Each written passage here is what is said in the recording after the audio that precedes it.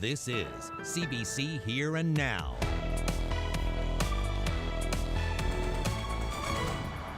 I'm sure, once they change that name, believe that people will flock to that museum.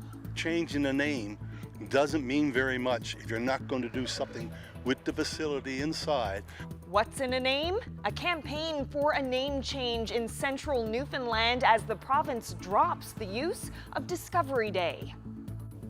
It's pretty quiet here. The Deer Lake Airport is currently losing $6,000 a day, but that could be changing later this month. I'll explain. Winds shift northerly tomorrow, so that means a cool down is on the way for parts of the province. I'll have all the details. Good evening and welcome to Here and Now. I'm Anthony Germain. And I'm Carolyn Stokes. Now to tonight's top story. A swimming tragedy on the Northeast Avalon. A 25-year-old woman is dead after being trapped underwater at a popular swimming spot in Flat Rock yesterday afternoon. The CBC's Mark Quinn has this update from the town's mayor. Police are confirming a woman who was pulled under and held down by a strong current in Flat Rock's Big River has died.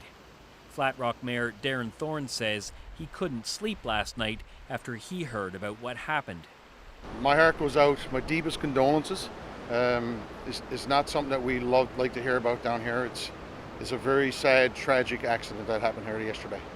This is the second drowning death in this area since 2017, and at least 3 other people have died in the same river over the past few decades.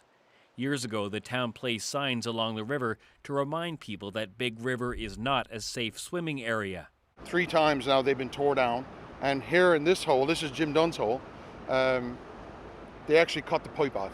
So, it's frustrating to have warning signs ripped down for no apparent reason. Now, Thorne hopes his words can help prevent another tragedy. Please don't swim here. It's a beautiful place to come visit. It's a great place to come down if you want to sit down and enjoy the water. But please, if you're not familiar with this place, stay clear. Thorne says the town can't ban people from using this area, but he wants people to know that it's particularly dangerous here for days after it rains. Mark Quinn, CBC News, Flat Rock. Well, it's a big milestone in the battle with COVID-19. There are no longer any active cases in this province. The last person has recovered. So what does this mean? Let's bring in here now's Peter Cowan. So Peter, give us some context. Carolyn, the last time that we had no active cases of COVID-19 was March 14th in this province. Ever since then, the numbers have gone up and then they started coming down. And let's show you a little bit of what that looked like. So it grew pretty steadily, peaking at 192 active cases early in April, and since then it's continued to go down. Some of the hardest hit from this virus, it's taken them quite a while to recover, which is why we're just now down to 0 cases. The health minister, though, today was very clearly pleased with this milestone. I think it's a real testament to the people of the province that they've listened, they've done everything we asked them. And again, I can't say enough good things about public health and the healthcare system in general. I think we're on a par with New Zealand. In actual fact, I was looking at data yesterday that compared us with New Zealand, and I could argue that we're actually better. Interesting. So does that mean that we're virus-free? It's an interesting question, and officials are being very careful to not say that because we don't know for sure. There's a couple of things that are possible. It's possible that there is someone who is sick, but they just never went and got tested. It's also possible that someone has come into the province, they're in isolation, which they're required to for 14 days, and they just haven't developed symptoms or haven't actually tested positive yet. So they do expect to see further cases, but that's why they're emphasizing those border controls, reducing and stopping people from coming into the province, and when they do get here, making sure they're in isolation. Interestingly, the health minister there talked about New Zealand, where once they reached 0 active cases, they opened up everything. They reduced all of their restrictions, so you can even go to a concert or a sporting game. Health officials here are clearly being more cautious, saying next week we'll go to the next alert level, which will open some things, but they're not ready to reduce all the restrictions just yet, Carolyn. Thanks so much, Peter. That's Here and Now's Peter Cowan reporting live. Well, this was Dwight Ball's last day in the House of Assembly as Premier of the province, and he received a standing ovation. The legislature wraps up its sitting, and by the time it reopens, there will be another leader of the Liberal Party and Premier of the province. Ball is staying on as an MHA after the leadership race is over. Anthony joins us live now. So Anthony, you were at the House today. What are people saying about Dwight Ball's legacy? Well, the Premier himself talked about that, as did members of the opposition that we'll hear from in just a moment. I guess the one thing that even Premier Ball's critics would say is that he inherited a mess from the Tories. Remember, a much deeper and more problematic financial situation. And with COVID-19, not to mention Muskrat Falls, he's leaving in perhaps a situation that's even worse. The Premier often knows the questions that are going to be asked, and today he knew we would ask him about how he felt on his last day with the House sitting. Well, you know what, it was a different day. And actually the emotions didn't really strike me until I was, coming down and I was thinking, actually the security this morning as I came into work kind of reminded me that we're sad this could be, your last day coming in here as Premier into the House of Assembly. Of course, we've got a few weeks left yet, lots of work left yet to do. But it felt good. I mean, I'd always had a lot of respect for the MHAs. I sat in opposition. I sat in the front benches of opposition and, of course, on government side. So regardless of what happens and the to and fro in the House of Assembly, I've always had a respect for the members that sit there, largely because I know they represent people. They don't sit there as individuals. They sit there because people, Newfoundlanders and Labradorians, have given them the privilege to represent them. So I respect each and every one of them. We don't always agree, of course, but we've had coming out of it, there's always been good debate, and I remember my days in opposition as well. And so I have a lot of respect for what happens in question and answer period, and certainly it meant a lot to me today to see all members stand in appreciation for her sitting in that chair. It was a very classy moment, Carolyn, with the Premier even thanking reporters. He said, sometimes I know you guys are going to ask really tough questions. I didn't always like them, but it was never really personal. Now, as for the opposition, as they say in politics, they always say nice things about you when you're leaving, and that was certainly the case today with both the Leader of the Opposition and the Leader of the NDP. I think you asked him what part of the House he enjoyed the most. I'd say it was question period. No, at the end of today's question period, you could almost see him going like that. No, look, politics is a rough and tumble game. You got to develop a thick hide. Anybody who, puts up with the slings and arrows of public life and dedicates himself to public service, as the Premier has done, deserves our thanks and congratulations, and I do that. I have enjoyed working with him, and I think that it's very nice to see him end on a high note. I'm rather impressed with his handling of the COVID-19 pandemic. He's done a very good job of bringing us all together, and I do believe today we are COVID-free. So that's a feather in his cap, and I must say that's a nice note to end on, and if I was to wish anyone anything, that's a good thing to have. So high note there from the Leader of the NDP as well. Very busy week and a very busy day. Later we'll be talking about roads and politics as we head into the paving season. But just behind me, about a football field away, is a statue, Portuguese statue to a slave trader. It's been in the news. We're going to talk to one PC MHA who says, look, there's no point in tearing down a statue. Deal with racism itself. Carolyn? Thanks so much, Anthony. We'll speak with you in a bit. Well, now to the West Coast. The Deer Lake Airport took a huge hit from travel bans and the COVID pandemic. The West Coast hub is losing $6,000 a day. Next week, some flights return, but not enough to call it a normal summer. Here Now's Colleen Connors explains. Except for the 2 provincial airline flights each morning that fly within the province, this place sits empty. So it's been very, very quiet. We've seen a reduction of 97% of our passenger traffic. But there is some light at the end of the terminal. Air Canada will start flying here next week, and WestJet will be back in July. It's definitely a step in the right direction, and it means that there may be more people coming that will need to rent a car, that will, buy a coffee at the coffee shop, that will stay at the, local hotels or go to Grossmorn and do some tours there, those kinds of things. So I think for the region, absolutely, it is very positive. There are 3 hotels in Deer Lake that depend greatly on passing through passengers. The motel is just a few kilometers from the airport and is usually full this time of year. Well, I'm pretty excited actually, because it's been April, May has been terrible. Our June month has started to pick up a little bit already, so I think just knowing that this is going to happen and traffic is starting to move, and as we move to the next alert level, I think we'll be okay. And it's more than just passengers that stay at this hotel. Flight crews also need a place to stay. And while things are picking up, there is still a worry. The new flights coming in here will not be full. Instead of a normal 100 flights in the summer, this year there will only be 37. We don't have a lot of people on the flights because of physical distancing and the measures that are being taken by airlines, and because I think people are still, anxious to travel, and it will take some time for us to build that confidence. It still will only mean about a 30% return to what will be normal for us in terms of traffic into the airport.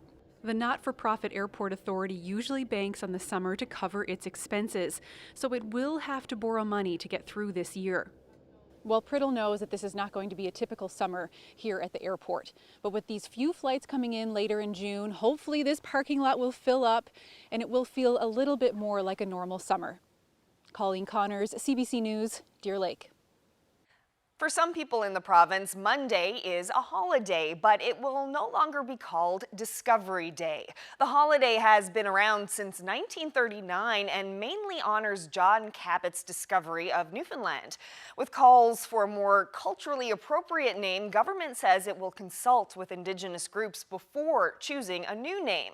And there's another name change in the works for a museum in Grand Falls, Windsor. The Mary March Museum was named after a Beothuk woman who was given the English name Mary March by her captors in 1819. Now there are calls to change that name, and Indigenous leaders say even more should be done. Here Now's Garrett Barry has that story.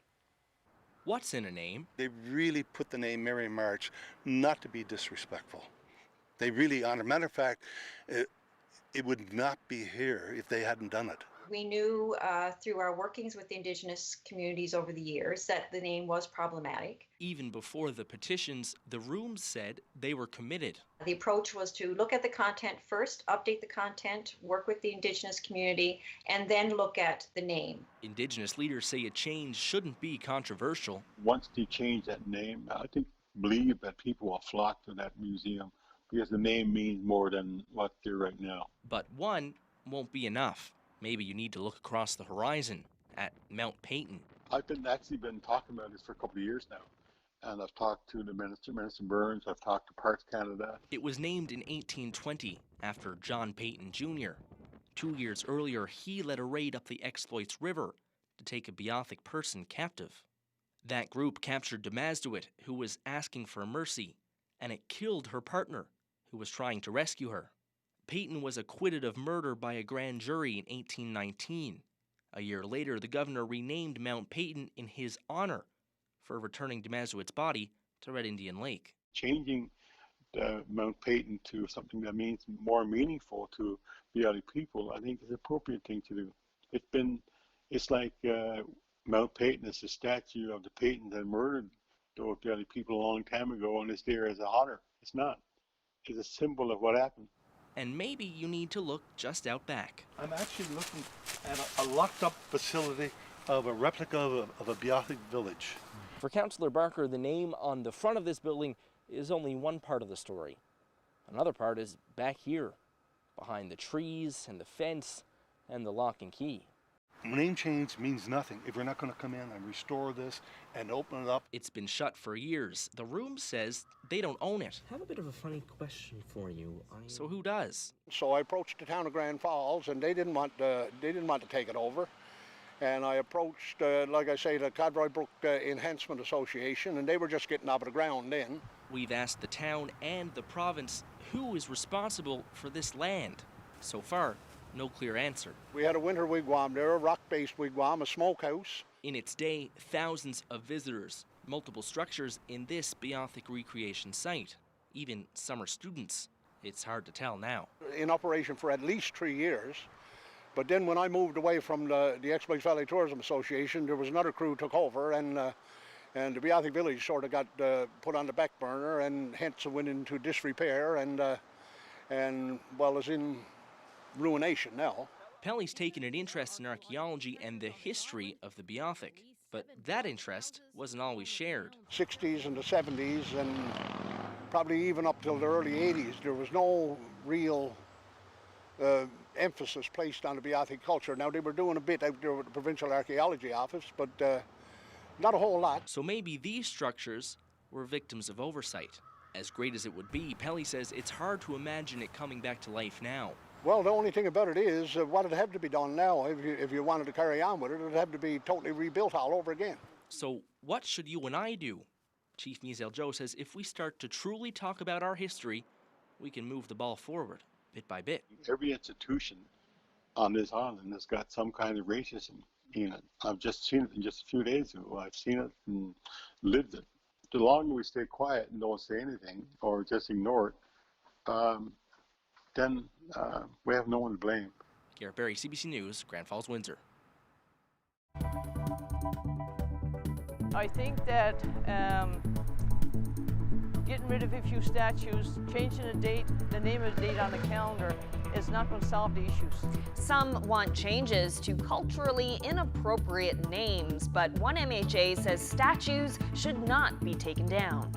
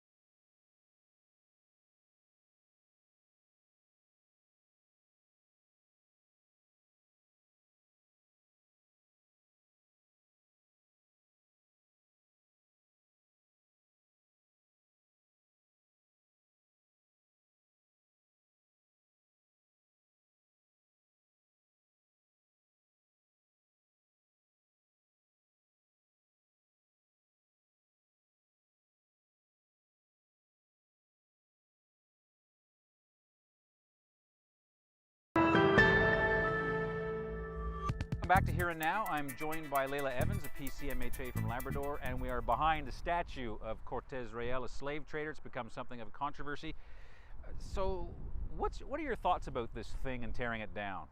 Well, it's been in the news quite a bit, and people have taken stands, and my take on it is much different, coming from the district of Torngat Mountains. I think the issue is systemic racism, and with Black Lives Matter and all the things that's been in the media now, I'm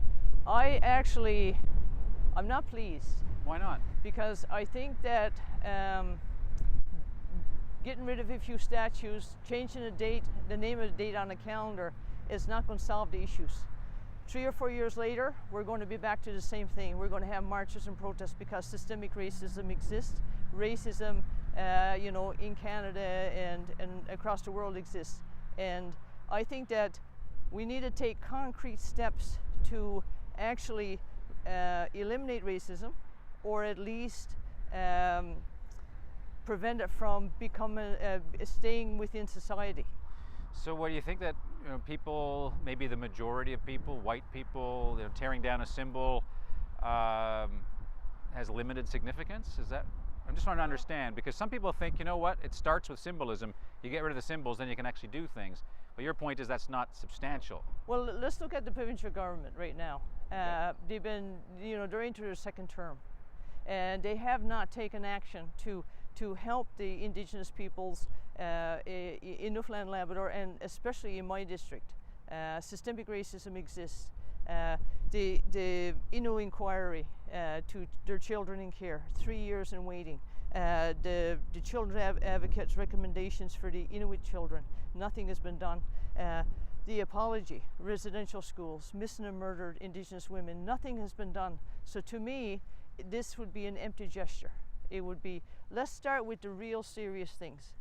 I have 6 Indigenous communities that's recognized by the federal government, the provincial government, as Indigenous communities, but the services are lacking. And everybody has heard me get up and talk about lack of services, and I've been asking the question, why? Why was this allowed to happen? Why was my district, and why is Indigenous people getting further and further behind?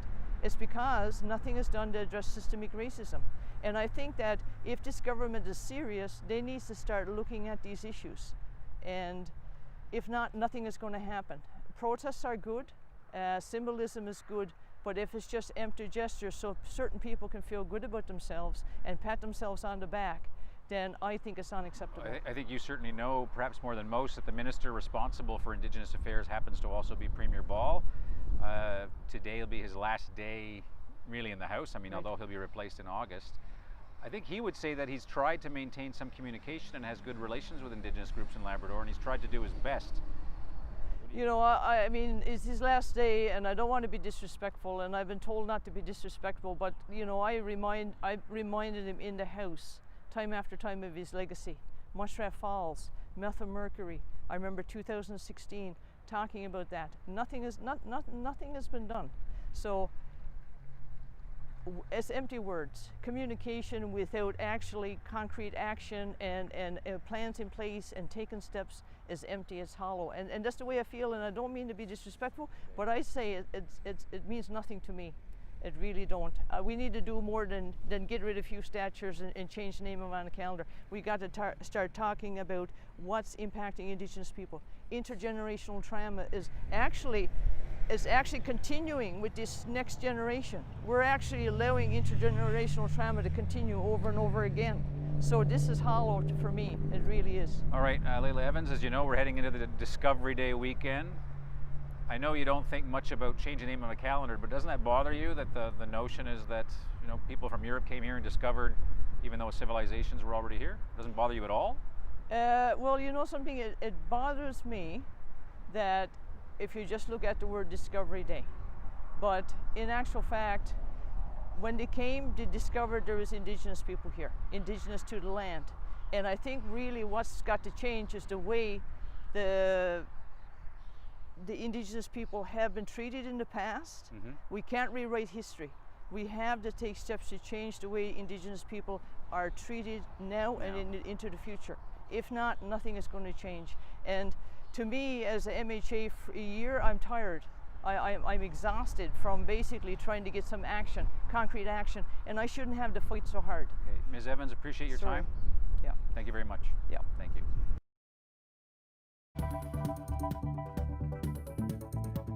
A gorgeous evening down in the gut in Quidi Vidi tonight. Things are going to cool down as we head through the next couple of days, but it looks like we'll see a warm up by the beginning of next week. I'll have all those details coming up.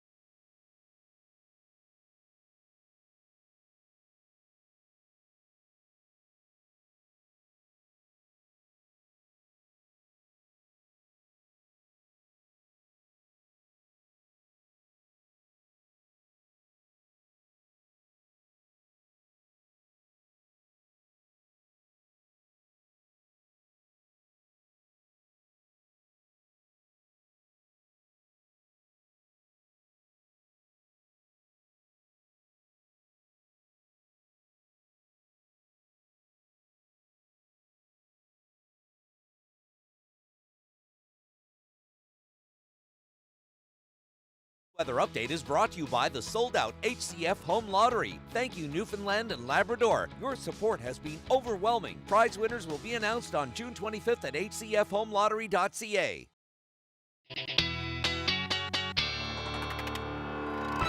Ashley joins us now for a look at the weather forecast. And Ashley, it looks so pretty down there tonight. It almost doesn't even look real, the background.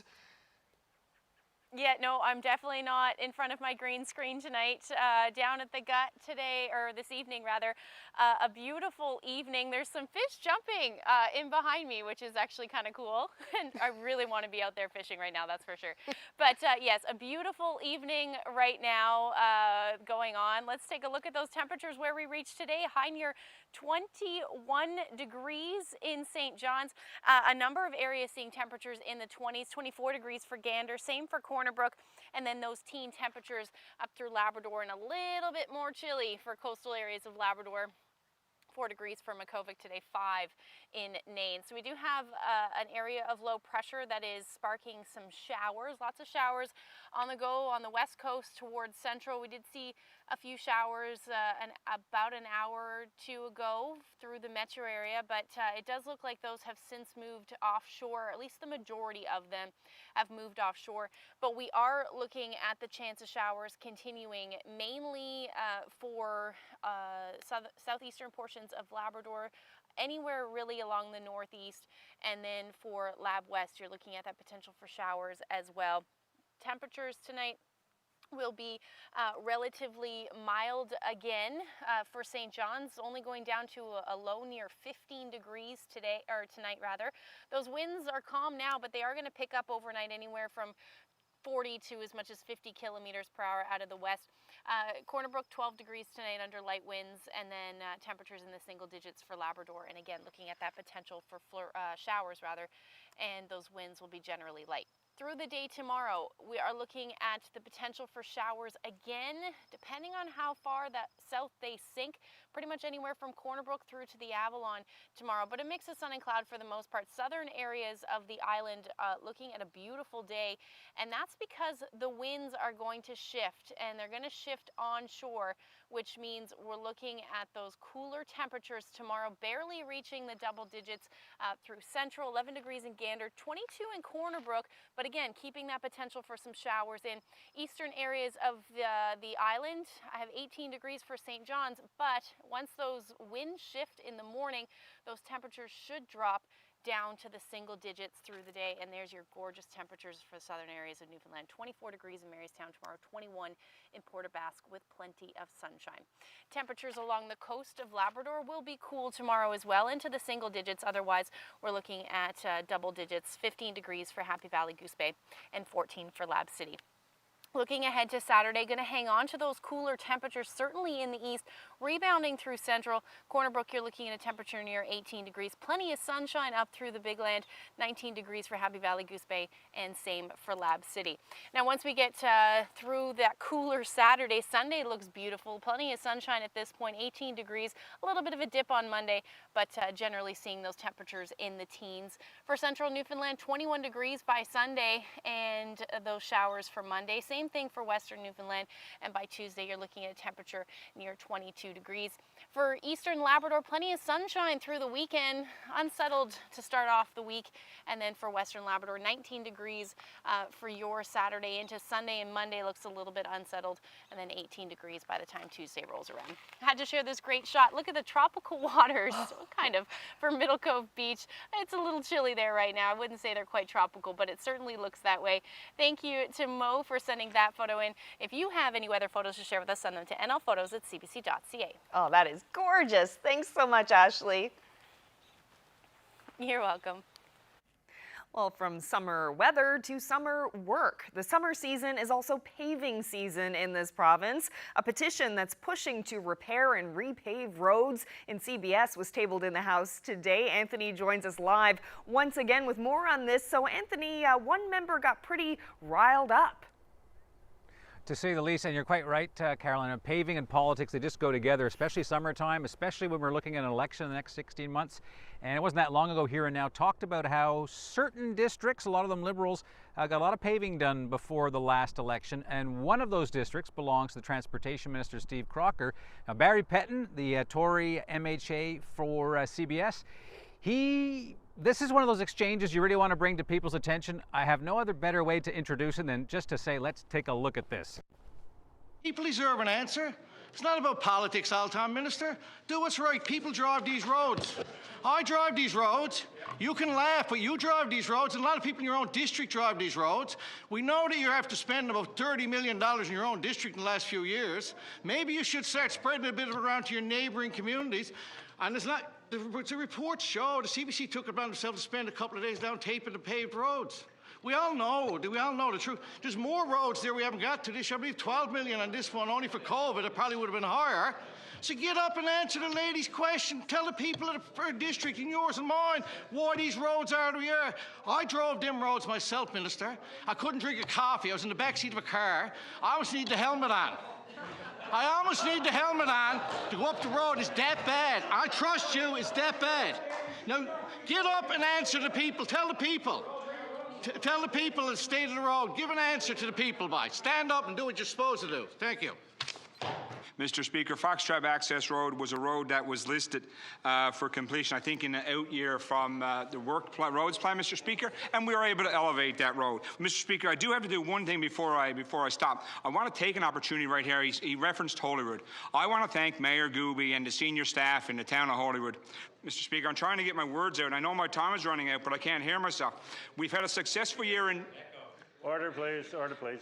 I asked the... We've had a successful year to date, Mr. Speaker, in tendering in this province. As we've done in the past, if there are ways to move projects forward, we will certainly be doing that as the construction season moves forward. And speaking of Mr. Crocker, on that point, a lot of relief, of course, that that blockage at Holyrood is no longer what it was just a few weeks ago. And summer has officially begun with a conversation, Carolyn, about roads and politics. For sure. Thanks so much, Anthony. Good night. The Cancer Centre has hit a fundraising milestone, $6.5 million to build a new chemotherapy unit at the Health Sciences Centre. I'll tell you all about it coming up.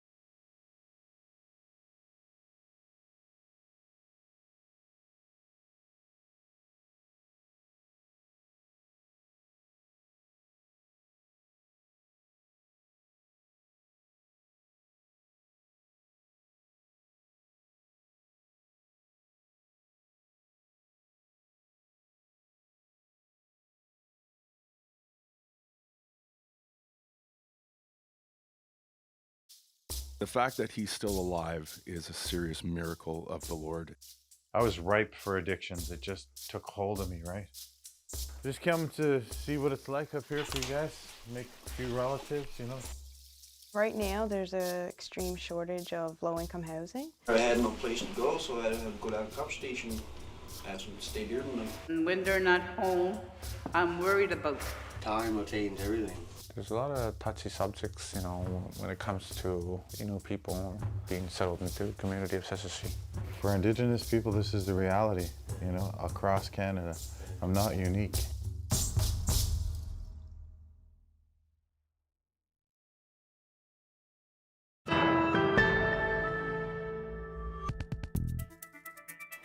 I'm here in the Garden of Hope outside the Dr. H. Bliss Murphy Cancer Center. Now, the center has just reached a major fundraising goal, $6.5 million. And joining me now is Carl Smith, the chair of the campaign. So why don't we start by talking about how that money will be used? Absolutely. First, let me remind your viewers about the objective, and that was to build a new chemotherapy unit.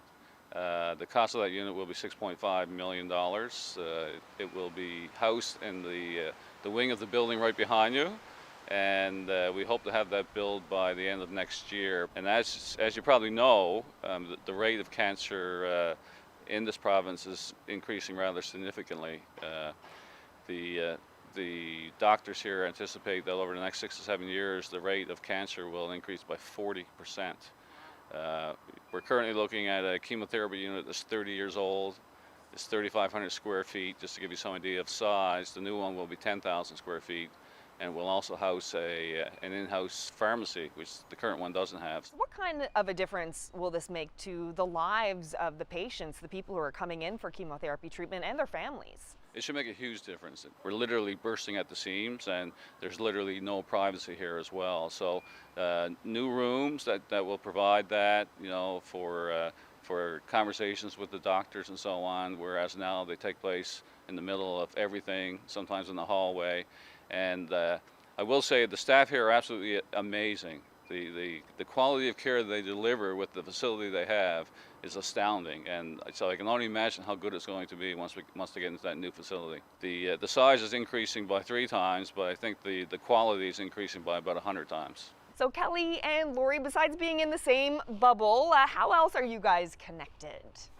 Well, Lori and I actually met. It'll be 6 years this summer now. A mutual friend introduced us once we were both diagnosed with breast cancer.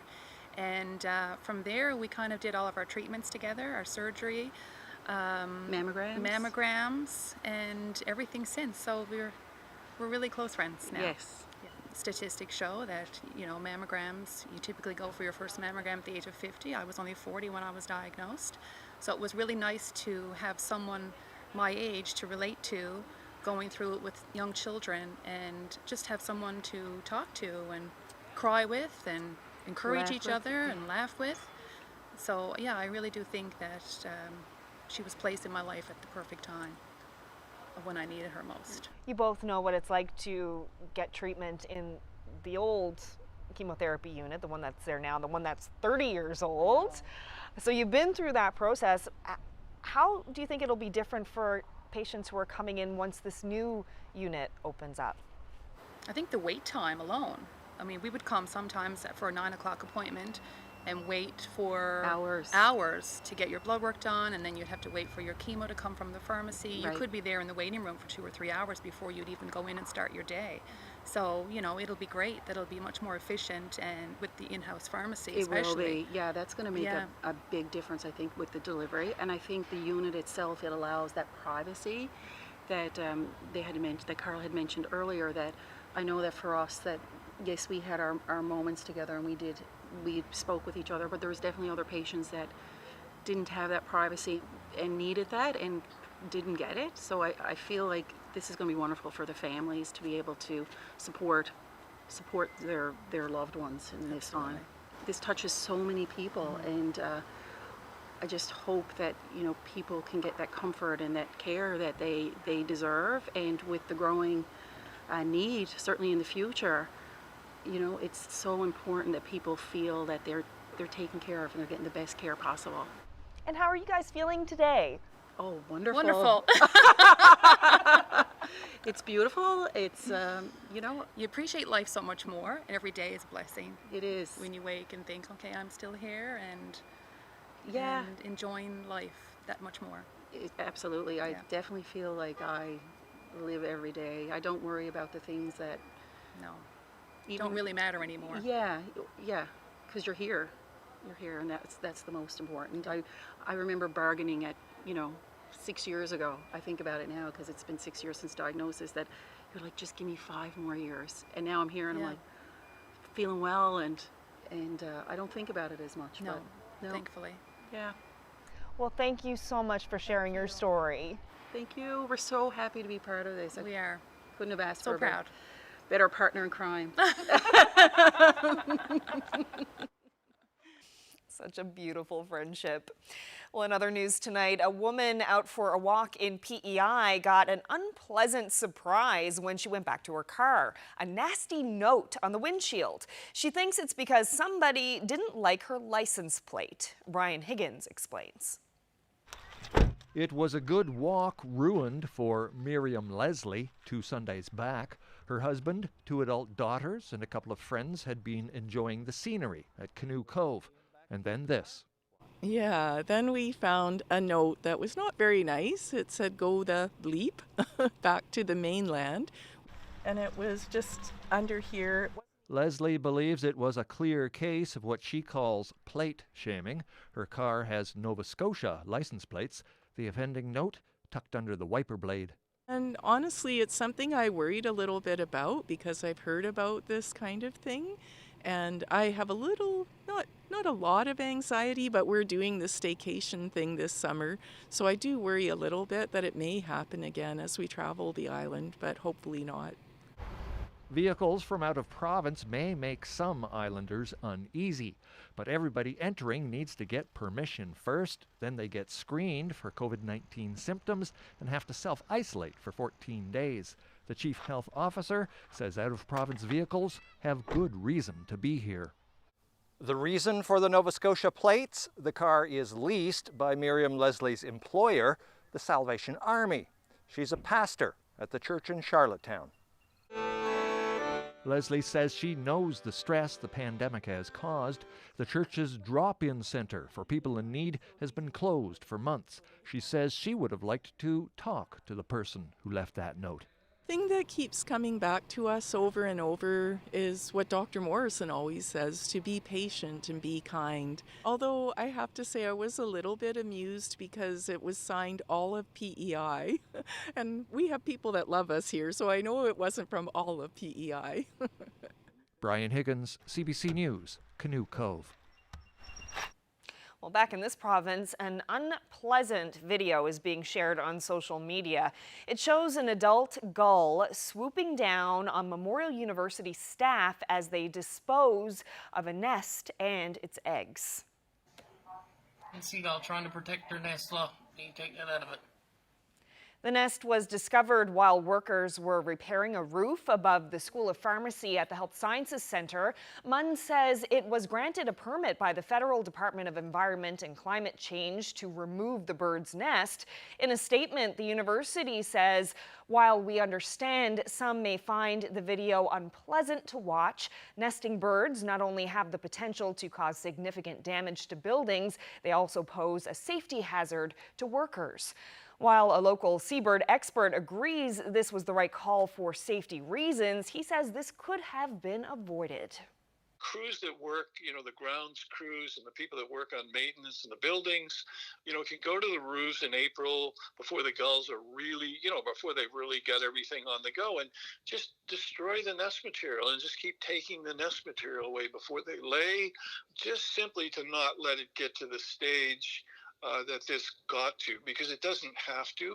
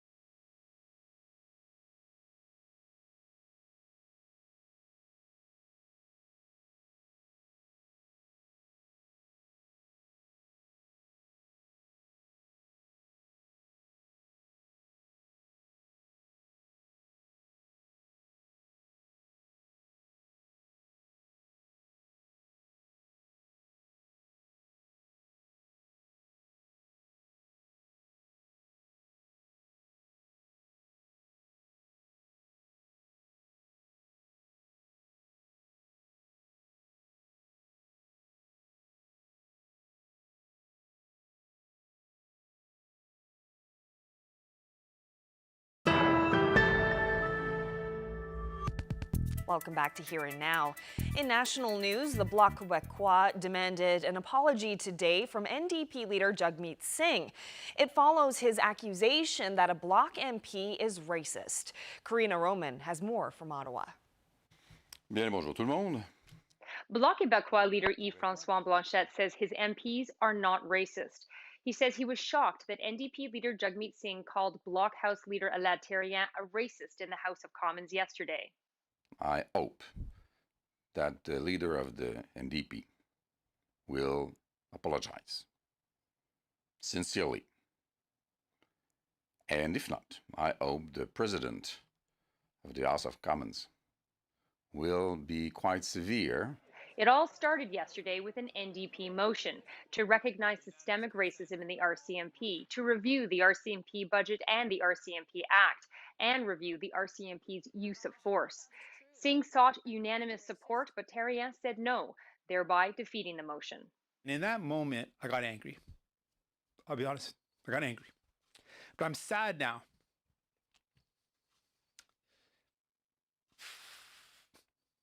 Because why can't we act?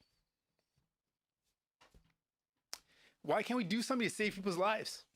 The Bloc says Therrien said no to the motion because the party wants a committee that's already studying systemic racism in the RCMP to finish its work first.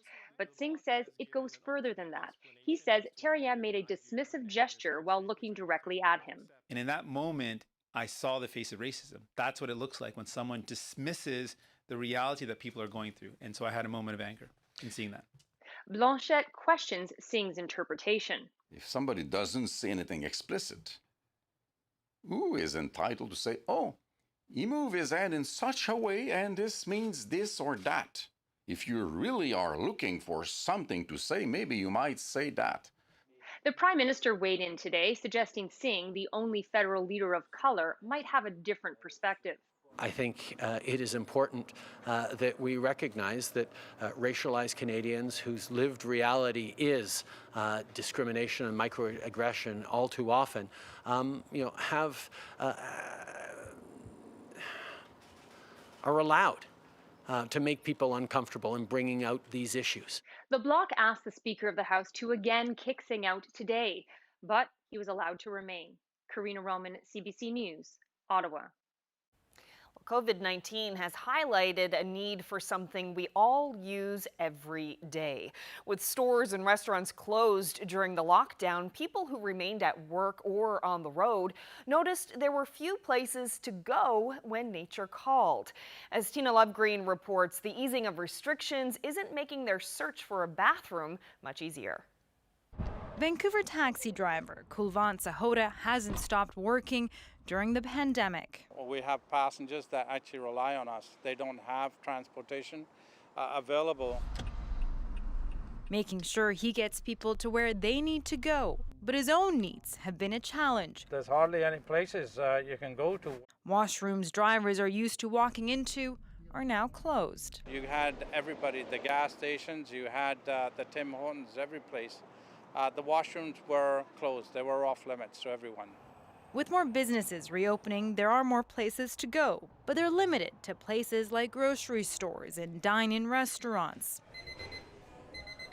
We have a timer that goes off every 15 minutes. Door handles, everything inside is disinfected. That pretty much ensures that once a customer has left the washroom, that it's being cleaned. But depending on private businesses for something so basic leaves many without access. People are spending more time just seeking out the basics like a washroom, and they have less access to hygiene rather than more during a pandemic. Some cities have set up portables, but this journalist and author argues there need to be more public washrooms. They're expensive in terms of capital investment. They can be expensive in terms of ongoing maintenance. With regard to COVID, there is additional cleaning that needs to be done. And that all costs money. But many argue money worth spending for a basic human need. Tina Lovegreen, CBC News, Vancouver. British singer Vera Lynn has died at the age of 103. She was a voice of comfort and reassurance for many during the Second World War and during the years afterwards. As Renee Filipponi reports, the singer is being remembered as an icon and a symbol of strength and unity. She was the voice of a wartime generation. Her songs sent messages of resilience and hope to troops battling during World War II. She was born in 1917 in East London to a working-class family and went on to be a professional dancer and singer. Then, when the war broke out, she offered to volunteer her services in the war effort, but instead was told that as an entertainer, her skills would be used more effectively trying to boost the morale of the troops. So that's what she did. Singing on BBC Radio, she got her own show, and she had two real iconic songs that really touched the heart of that time. The song We'll Meet Again and another song called The White Cliffs of Dover. She earned the title The Force's Sweetheart, a nickname that has stuck with her through generations. She did visit the front lines with a trip to India and Burma and talked about that experience with the CBC back in 2007. One thing they used to say to me, which was very touching, they said, well, home can't be so very far away if you're here. Lynn never abandoned the troops and continued to attend commemoration events throughout her life and still referred to the vets as her boys. Her message of resilience and hope rings so true today in the middle of a global pandemic. The Queen even referenced it in her rare address to the nation back in April. We will be with our friends again. We will be with our families again. We will meet again.